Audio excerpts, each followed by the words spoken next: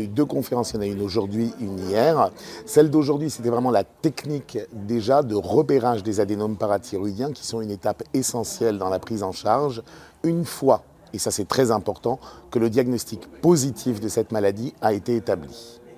Donc on a vu aujourd'hui d'une part le diagnostic positif, la stratégie, la philosophie de localisation en imagerie de l'adénome, la sémiologie échographique et la sémiologie en imagerie fonctionnelle et la place en particulier prédominante aujourd'hui du PET scan à la fluorocholine par rapport à l'historique scintigraphie MIBI.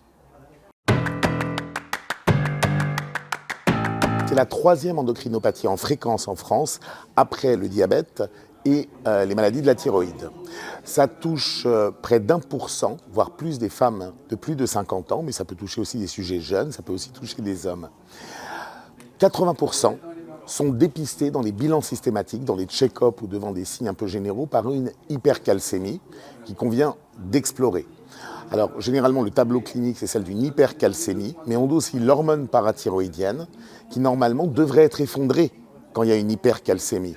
Quand elle n'est pas effondrée, même si elle est dans les normes du laboratoire, c'est une hyperparathyroïdie primaire qu'il faut distinguer de la très fréquente hyperparathyroïdie secondaire, connue dans l'insuffisance rénale chronique, mais également surtout, et c'est sa première cause, il y a une carence en vitamine D qu'il convient de corriger avant de se lancer dans des examens longs, frustrants, stressants pour le praticien et pour le patient.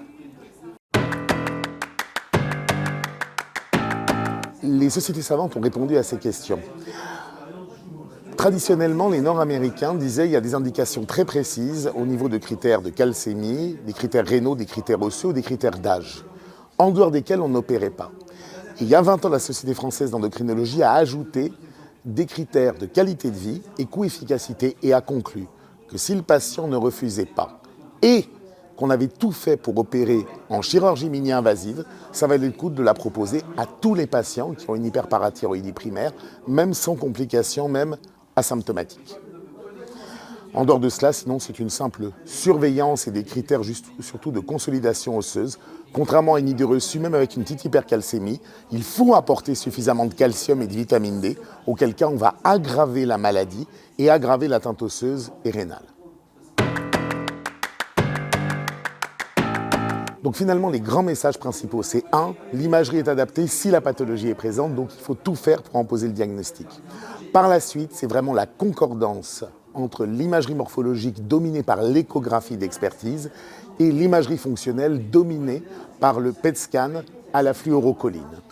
Mais il ne faut pas oublier que cette échographie ne sert pas qu'à repérer l'adénome, mais également à visualiser la thyroïde et de voir s'il y a par hasard une autre raison d'opérer qui va peut-être empêcher la chirurgie mini-invasive, qui va peut-être mener à un geste plus large. Et il faut vraiment une échographie faite de façon experte pour pouvoir prendre en charge au mieux le patient.